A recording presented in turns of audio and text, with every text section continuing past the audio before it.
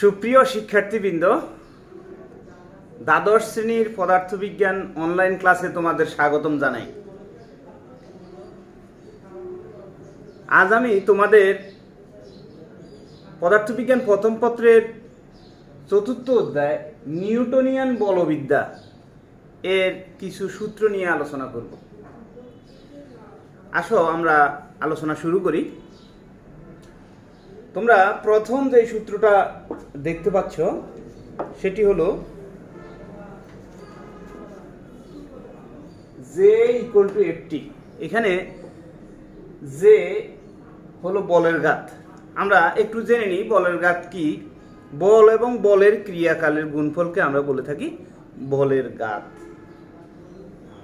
এই বলের ঘাত জে ইকুয়াল টু বল এবং বলের ক্রিয়াকালের গুণফল। যেখান থেকে এফ এর মানকে আমরা জানি যে বসাই দিলে V minus V zero divided by T, ভরবেগের পরিবর্তনের হার প্রযুক্ত বলের সমান, সেটা বসাইলে M V minus M V naught পাওয়া যায়। তার মানে আমরা বলের ঘাত, বল এবং ক্রিয়াকালের গুণফল এবং ভরবেগের পরিবর্তন এই দুইভাবে হিসাব করতে পারি।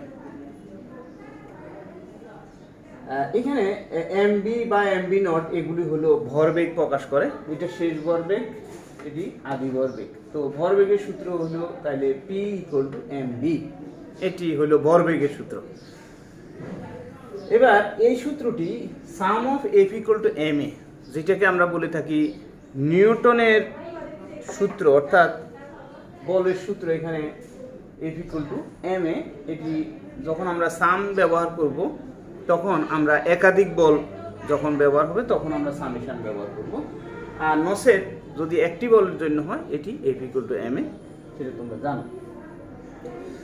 যেমন এখানে আমরা উদাহরণ দিতে পারি, একটি পাকা বা একটা শুকনা নারিকেল যখন গাছ থেকে পড়ে তখন এই ক্ষেত্রে দুইটি বলে ক্রিয়া করে। একটি বল হতে পারে অভিকর্ষ বল, যার কারণে নিচের দিকে পড়ছে। আরেকটি বল হলো পড়ার সময় বায়ুর বাধাজনিত বল, যা উপরের দিকে ক্রিয়া করছে। এই দুই বলের নিট বল দিয়েই তখন নারিকেলটি নিচে পড়বে। সেই ক্ষেত্রে আমরা নিচের দিকের বল এমজি মাইনাস ঊর্ধ্বমুখী বল এর বিয়োগফল ইকুয়াল টু হবে তখন এম এ। এই সূত্রটি হলো রকেটের উড্ডয়নের জন্য F equal to delta M by delta T into V. এখানে রকেট উড্ডয়নকালে যেই বলটা রকেটের উপর ক্রিয়া করে সেই বলটি হলো এফ। এখানে ডেল্টা এম হলো ডেল্টা টি সময়ে যেই পরিমাণ জ্বালানি রকেট থেকে নির্গমন হচ্ছে। জ্বালানি বলতে ধোঁয়া, জ্বালানি ইত্যাদি আকারে রকেট উড্ডয়নকালে যে নির্গমন হয় সেই নির্গমনের হার, জ্বালানি নির্গমনের হার হলো ডেল্টা এম বাই ডেল্টা টি। আর যেই বেগে জ্বালানিটি নির্গমন হচ্ছে তার বেগ হলো ভি। তো যদি F equal to delta M by delta T into V হয় তাহলে ত্বরণ, রকেটের ত্বরণ হবে এখানে বলের মান F equal to M A ধরে আমরা এখানে এম হলো রকেটের ভর, তাৎক্ষণিক যে অবস্থায় রকেটটিকে ত্বরণ বাইর করতেছি সেই অবস্থায় রকেটের ভর হলো ক্যাপিটাল এম। তাহলে রকেট কি ত্বরণের উড্ডয়ন হচ্ছে সেটি আমরা এখান থেকে বের করতে পারি। এখানে L equal to L vector equal to R cross P, অর্থাৎ ব্যাসার্ধ ভেক্টর এবং ভরবেগ, রৈখিক ভরবেগের ক্রস গুণফল থেকে আমরা কৌণিক ভরবেগ পেতে পারি, যেখান থেকে আমরা আর পি সাইন থিটা বলতে পারি মানগতভাবে। এবং ওইটাকে আমরা পরবর্তীতে মানগুলো বসাইয়া এল ইকুয়াল টু আই ওমেগা আমরা পেতে পারি। এল ইকুয়াল টু আই ওমেগা, যেখানে আই মানে হলো জড়তার ভ্রামক, অর্থাৎ যে ঘূর্ণন অক্ষকে কেন্দ্র করে কোনো বস্তু ঘুরছে সেই অক্ষের সাপেক্ষে জড়তার ভ্রামক হলো আই, আর ওমেগা হলো কৌণিক বেগ। এখানে টর্কের সূত্র আমরা দেখতে পাচ্ছি, torque tau vector equal to R cross F, যেখানে আর হলো ব্যাসার্ধ ভেক্টর এবং এফ হলো বল ভেক্টর। এটাকে আমরা আর এফ সাইন থিটাও লিখতে পারি মানগতভাবে, যেখান থেকে আমরা ক্যালকুলেশন করে অন্য একটি সূত্র tau equal to I alpha. এখানে আই হলো ঘূর্ণন অক্ষের সাপেক্ষে জড়তার ভ্রামক, আলফা হলো কৌণিক ত্বরণ, আলফা হলো কৌণিক তরল। আমরা এখানে আই আলফা লিখলাম, tau equal to I alpha. এবার আসো E equal to half I omega square. এখানে এটা হলো গতিশক্তি, হাফ এমভি স্কোয়ার। আমরা জানি রৈখিক বেগের ক্ষেত্রে যেটা হাফ এমভি স্কোয়ার হয়ে থাকে, ঘূর্ণন গতির ক্ষেত্রে গতিশক্তি হয়ে থাকে হাফ আই ওমেগা স্কোয়ার। যথারীতি আই হলো জড়তার ভ্রামক, ওমেগা হলো কৌণিক বেগ। এটা দিয়ে আমরা গতিশক্তি বের করতে পারি। আর জড়তার ভ্রামকের যে সংজ্ঞা, সেই সংজ্ঞা থেকে আমরা জড়তার ভ্রামকের যে সমীকরণটা লিখি সেটা হলো I equal to summation of I থেকে আই ইকুয়াল টু 1 থেকে n পর্যন্ত M I R I square, যেখানে প্রতিটি কণার ভর এবং দূরত্বের বর্গের গুণফলের সমষ্টি আমরা বলে থাকি। এবং যখন আমরা চক্রগতির ব্যাসার্ধ দিয়ে জড়তার ভ্রামককে প্রকাশ করব তখন আই সমান এম কে স্কয়ার। এখানে এম হলো সমগ্র বস্তুটির ভর আর কে হলো চক্রগতির ব্যাসার্ধ। এই সূত্রটাতে দেখতে পাচ্ছি, এই সূত্রটা আমরা একটু স্মরণ করব। এই সূত্রটি হলো একটি সরু সুষম দণ্ডের মধ্যবিন্দু দিয়ে অক্ষের সাথে লম্বভাবে, দণ্ডের সাথে লম্বভাবে যে অক্ষ হয় মধ্যবিন্দু দিয়ে, তার সাপেক্ষে জড়তার ভ্রামক হলো ml²/12। এটি আমরা এই ক্ষেত্রে কাজে লাগাবো। ওই সরু সুষম দণ্ডের যদি ঘূর্ণন অক্ষটা এক প্রান্তে থাকতো তাহলে ওই অক্ষের সাপেক্ষে জড়তার ভ্রামক কি হতো? তখন হবে আই সমান ml², তখন হবে 1/3 ml²। যদি এক প্রান্তে থাকে, মাঝখানে থাকে ml²/12 মাঝখানে থাকলে, আর এক প্রান্তে থাকলে 1/3 ml² হবে জড়তার ভ্রামক। আই সমান হাফ mr²। এটি কিসের সূত্র? যদি আমাদের কোনো একটি অক্ষ, কোনো একটি বৃত্তাকার চাকতির অবিলম্বভাবে থাকে, কেন্দ্রগামী অবিলম্ব অক্ষ হয়, কেন্দ্রগামী এবং অবিলম্ব অক্ষ হয়, তাহলে তার জড়তার ভ্রামক হলো হাফ mr²। অর্থাৎ আমাদের এই চাকতিটা যেরকম আছে যে অবিলম্বভাবে গমনকারী অক্ষ, কেন্দ্রগামী, কেন্দ্র দিয়ে অবিলম্বভাবে গমনকারী অক্ষের সাথে জড়তার ভ্রামক হলো হাফ mr²। এখানে আমি সাথে সাথে আরো আমরা মনে রাখবো যে একটি সিলিন্ডার যদি হয় নিরেট সিলিন্ডার, সেই নিরেট সিলিন্ডারের নিজের অক্ষ দিয়ে মানে কেন্দ্রগামী নিজ অক্ষের সাপেক্ষে জড়তার ভ্রামক হবে হাফ mr²। একই সূত্র এখানে হবে, যেহেতু আমরা এইগুলোকে এইটার কন্টিনিউ হলে এটা একটি সিলিন্ডার হবে। এরকম পাতলা আমরা যে বৃত্তাকার চাকতি, এরকম বৃত্তাকার চাকতি বসাইতে থাকলে একটি, আমরা যদি কয়েন, একই আকৃতির কতগুলো কয়েনকে বসাইতে থাকি পরপর, তাহলে যেটি হবে একটা সিলিন্ডারে পরিণত হয়, দেখতে পাই। তাহলে ওই সিলিন্ডারের নিজ অক্ষের সাপেক্ষে তখন জড়তার ভ্রামক হবে হাফ mr², যেটি আমরা এই ক্ষেত্রেও তাই পেয়েছি। তারপরে আসো আমরা এই যখন আমরা এই সূত্রটা দেখবো যে আমাদের অক্ষটি যখন কোনো বৃত্তাকার চাকতির সাথে এইভাবে হবে, এইভাবে, অর্থাৎ বৃত্তাকার চাকতির যখন ব্যাস বরাবর অক্ষটি হবে, ব্যাস বলতে এরকম বৃত্তাকার চাকতি দিব আমরা, তাহলে ব্যাস, এই ব্যাস বরাবর যদি অক্ষটা আমরা চিন্তা করি, তার মানে এরকম করে শোয়াইয়া চাকতির তলের উপর ব্যাস বরাবর যে অক্ষটি হবে স্পর্শকভাবে, সেই অক্ষের সাপেক্ষে জড়তার ভ্রামক হবে আই সমান 1/4 mr² হবে। আচ্ছা, এটি হলো আমাদের, আমরা বলেছি ব্যাস বরাবর কোনো অক্ষের সাপেক্ষে জড়তার ভ্রামক। এবার আসো এই সূত্রটা তাহলে কিসের সূত্র? এই সূত্রটি হলো 3/2 mr²। এটা হলো আমাদের এই ক্ষেত্রে অবিলম্ব অক্ষ। আমরা যদি এই অক্ষটাকে এই বৃত্তাকার চাকতির কিনারা দিয়ে, মানে এক পাশ দিয়ে অবিলম্বভাবে চিন্তা করি, খেয়াল করো এখানে বোঝার বিষয় আছে যে বৃত্তাকার চাকতির, একটি বৃত্তাকার চাকতির কিনারা দিয়ে স্পর্শকভাবে অবিলম্ব অক্ষ যদি চিন্তা করি, অবিলম্ব মানে তলের সাথে চাকতির তলের লম্বভাবে কিন্তু কিনারা দিয়ে স্পর্শকভাবে যখন আমরা চিন্তা করব তখন 3/2 mr² হবে ওই অক্ষের সাপেক্ষে জড়তার ভ্রামক।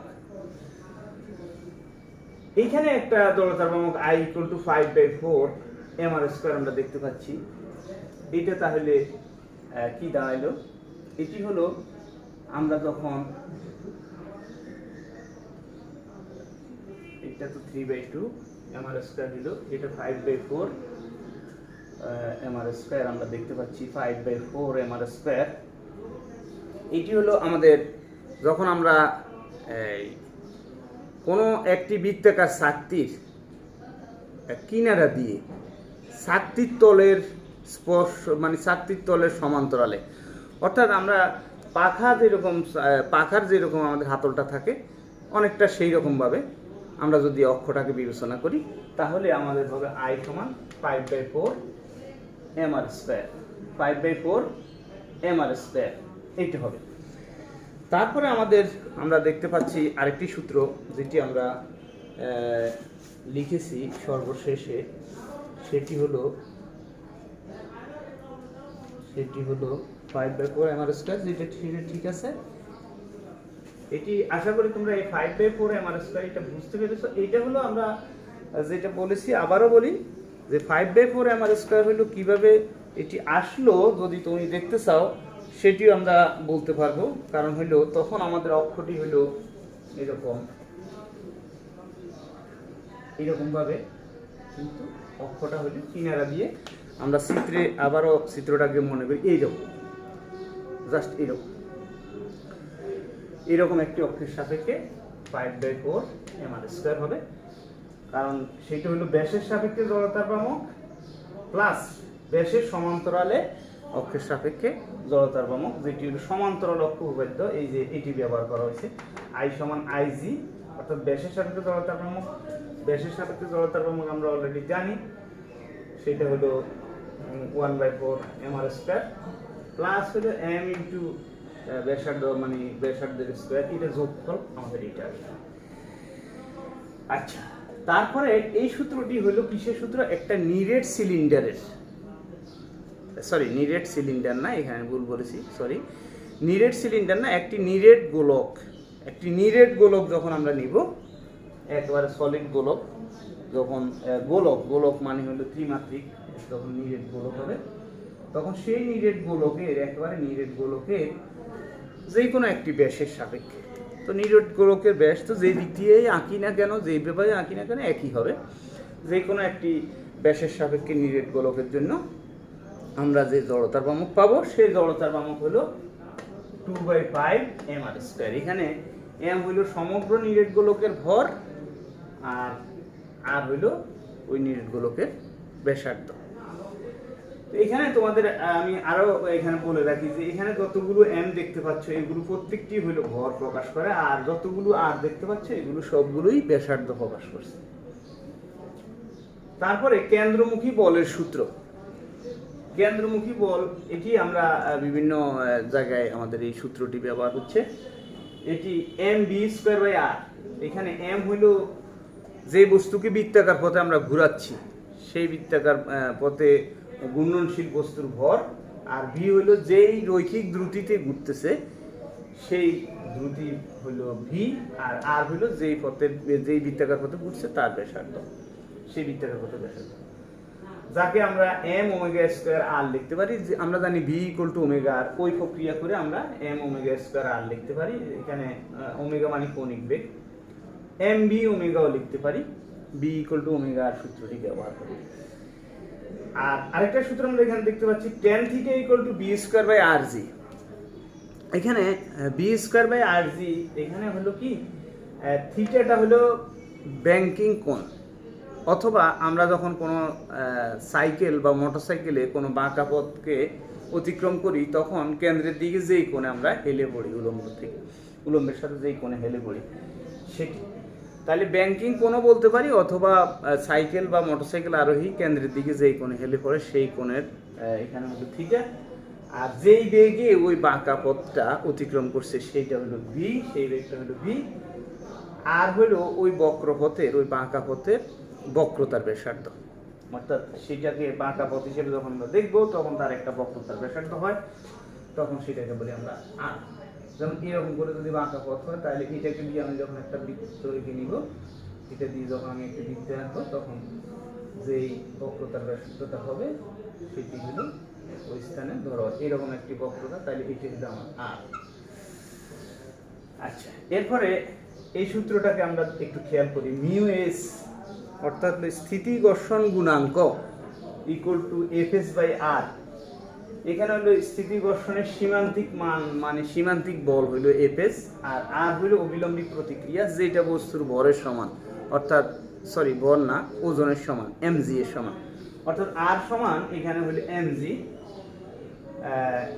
আর এফএস সমান হইল যে পরিমাণ বল প্রয়োগ করলে একটি স্থির অবস্থায় রাখা বস্তু গতিশীল হওয়ার উপক্রম হয়, ওই সময় বাধা দানকারী বলের পরিমাণটা হইল এফএস, মানে স্থিতি ঘর্ষণের সীমান্তিক মান বা সীমান্তিক বল। আর এখানে মিউ কে গতি ঘর্ষণ গুণাঙ্ক, এফ কে ডিভাইডেড বাই আর। এখানে আর হলো যথারীতি বস্তুর ওজন, ওজন মানে হলো এমজি, আর এফ কে হলো গতি ঘর্ষণ বল, অর্থাৎ একটি গতিশীল বস্তু গতিশীল থাকাকালীন যে ঘর্ষণ বল তার উপর ক্রিয়া করে সেটি হলো গতি ঘর্ষণ বল। অর্থাৎ কোনো তলের উপর দিয়ে একটি গতিশীল বস্তু গতিশীল হলে সেটি ওই তল দ্বারা যেই বাধার শিকার হয়, বাধা হয়, তার উপরে সেটি হলো গতি ঘর্ষণ বল। এখন যখন আমরা একটা প্রযুক্ত বল অ্যাপ্লাই করি, আমরা যখন একটা বল প্রয়োগ করি তখন এটি হলো এফ হলো প্রযুক্ত বল, এফ টু হলো ঘর্ষণ বল, গতি ঘর্ষণ বল। তাহলে প্রযুক্ত বল মাইনাস গতি ঘর্ষণ বল, এটা থেকে আমার যা থাকবে সেটা দিয়েই বস্তুটি একটি ত্বরণ লাভ করবে, যেটা এফ ইকুয়াল টু এম এ।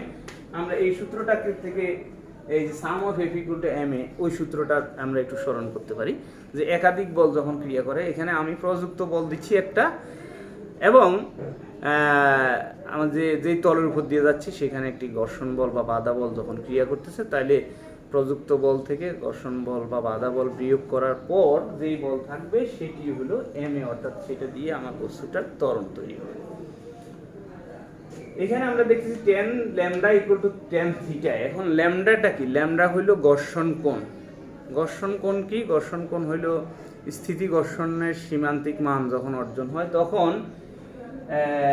স্থিতি ঘর্ষণের সীমান্তিক মান এবং অবিলম্বিক প্রতিক্রিয়াকে লব্ধি করলে যে লব্ধিটা পাওয়া যায়, সেই লব্ধি অবিলম্বিক প্রতিক্রিয়ার সঙ্গে যে কোণটা তৈরি করে তার নাম হলো ঘর্ষণ কোণ। আর থিটাটা হলো নিশ্চল কোণ বা নিশ্চল কোণ বলি আমরা, থিটাটাকে বলি আমরা নিশ্চল কোণ। সেটি কি? সেটি হলো একটা কোনো তলের উপর আমরা কোনো বস্তুকে, তলটি সমতল হলে বস্তুটি গতিশীল হয় না, তলটাকে এমনভাবে এমন একটি কোণে আনত করবো তখন বস্তুটি গতিশীল হওয়ার উপক্রম হয়, সেটি হলো নিশ্চল কোণ। অর্থাৎ কোনো তলকে অনুভূমিকের সাথে যেই কোণে আনত করলে ওই তলের উপর রাখা কোনো বস্তু গতিশীল হওয়ার উপক্রম হয়, তখন সেটাকে বলি আমরা নিশ্চল কোণ। এবং দেখা যায় যে এই ঘর্ষণ কোণ এবং নিশ্চল কোণ এটি সমান সমান হয়। ঘর্ষণ কোণ বা নিশ্চল কোণ বা যেটাকে আমরা স্থিতি কোণ বলি সেটি এটি সমান সমান হয়, এটি আমরা প্রমাণিত বা প্রমাণ করা গেছে। এখানে যে দুইটা সূত্র আমরা দেখতে পাচ্ছি, এটা হলো IZ equal to IX plus IY, এটাকে বলি আমরা লম্ব অক্ষ উপপাদ্য। কোনো তলের লম্ব দিকে যখন আমরা কোনো একটা অক্ষ বিবেচনা করি, তলের লম্ব দিকে যখন আমরা একটা অক্ষ বিবেচনা করি, তাহলে সেই তলের লম্ব দিয়ে কোনো অক্ষের সাপেক্ষে জড়তার ভ্রামক হবে ওই তলের উপর রাখা পরস্পর লম্ব দুটি অক্ষের সাপেক্ষে জড়তার ভ্রামকের সমষ্টির সমান। অবশ্য এখানে একটি জিনিস মনে রাখতে হবে যে এখানে আমাদের এই চিত্রটি আমাদের এইভাবে এঁকে থাকি যে এখানে আমাদের এরকম একটি ধরো তল, এই দুইটি অক্ষ এক্স অক্ষ এবং ওয়াই অক্ষ তলের উপরেই থাকবে, আর জেড অক্ষ তলের অবিলম্ব দিকে যাবে। তাহলে জেড অক্ষের সাপেক্ষে জড়তার ভ্রামক হলো এক্স অক্ষের সাপেক্ষে জড়তার ভ্রামক প্লাস ওয়াই অক্ষের সাপেক্ষে জড়তার ভ্রামকের সমষ্টির সমান। এটাকে বলি আমরা লম্ব অক্ষ উপপাদ্য। এটি আমাদের কাজে লাগতে পারে। তারপরে দেখো এইটা হলো সমান্তরাল অক্ষ উপপাদ্য, অর্থাৎ আমরা যে কোনো একটি অক্ষের সাপেক্ষে জড়তার ভ্রামক হবে, যে কোনো একটি অক্ষের সাপেক্ষে কোনো বস্তুর জড়তার ভ্রামক হবে, মনে করো এটা একটা বস্তু, যে কোনো একটা অক্ষের সাপেক্ষে জড়তার ভ্রামক হবে আই, যা কিনা বরকেন্দ্র দিয়ে গমনকারী অক্ষের সাপেক্ষে জড়তার ভ্রামক, এটা যদি আই হয়, এটা জড়তার ভ্রামক যদি আইজি হয়, এটা বরকেন্দ্রগামী অক্ষের সাপেক্ষে জড়তার ভ্রামক আইজি, এবং বরকেন্দ্রগামী অক্ষটি অবশ্যই আমার যে অক্ষের সাপেক্ষে জড়তার ভ্রামক বার করতেছি তার সাথে সমান্তরাল। তার মানে কোনো একটি অক্ষের সাপেক্ষে জড়তার ভ্রামক হলো বরকেন্দ্রগামী, অথচ ওই অক্ষের সমান্তরালে যে অক্ষটি যাবে সেই অক্ষের সাপেক্ষে জড়তার ভ্রামক প্লাস হইল সমগ্র বস্তুর বর এবং অক্ষদ্বয়ের মধ্যবর্তী দূরত্বের বর্গের গুণফলের সমষ্টি। তাহলে সমান্তরাল অক্ষ উপপাদ্যটা হইল যে কোনো অক্ষের সাপেক্ষে জড়তার ভ্রামক, কোনো বস্তুর যে কোনো অক্ষের সাপেক্ষে জড়তার ভ্রামক হলো ওই অক্ষের সাথে সমান্তরালে বরকেন্দ্রগামী অক্ষের সাপেক্ষে জড়তার ভ্রামক প্লাস সমগ্র বস্তুর বর এবং অক্ষদ্বয়ের মধ্যবর্তী দূরত্বের বর্গের গুণফলের সমষ্টির সমান, মানে আগেরটার সঙ্গে সমষ্টি হবে, এখানে সমষ্টির সমান। তাহলে আমরা এইটা পেয়ে গেলাম এই সূত্রটা। তো আমরা আজকের যে সূত্রগুলো নিয়ে তোমাদের সামনে কথা বললাম, এই অধ্যায়ের আমাদের বিভিন্ন প্রবলেম সলভ করার সময় এই সূত্রগুলো খুবই দরকার পড়ে আমাদের।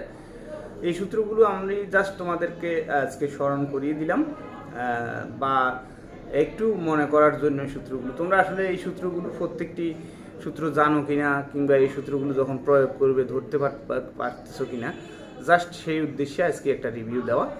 তো তোমরা এর আলোকে প্রবলেম নিশ্চয়ই সলভ করতেছো বা করবা, প্র্যাকটিস করো। আরও সূত্র আছে এই অধ্যায়ে, যেগুলো অন্য অধ্যায়েও কিছু সূত্র আমাদের এখানে কাজে লেগে যায়, তো সেই ক্ষেত্রে অবশ্যই তোমরা সেগুলো ব্যবহার করতে হবে। আর ফিজিক্সের এক একটা অধ্যায়ের সূত্র আরেক অধ্যায়ে কাজে লাগে, অতএব আমরা বলতে পারবো না যে এই অধ্যায়ের এই সূত্রগুলো দিয়েই আমাদের সকল সমস্যার সমাধান হবে, তা কিন্তু না, অন্যান্য সূত্র এর সঙ্গে আমাদের ইনভলভ হবে। তো সেই হিসেবেই আমরা কাজ করে যাব। তো তোমরা প্র্যাকটিস করো, মানে বেশি প্র্যাকটিস করো, কাজ করো, প্রবলেম সলভ করার চেষ্টা করো। তো আজকের মতো এখানে শেষ করছি। সবাই ভালো থাকো, আল্লাহ হাফেজ।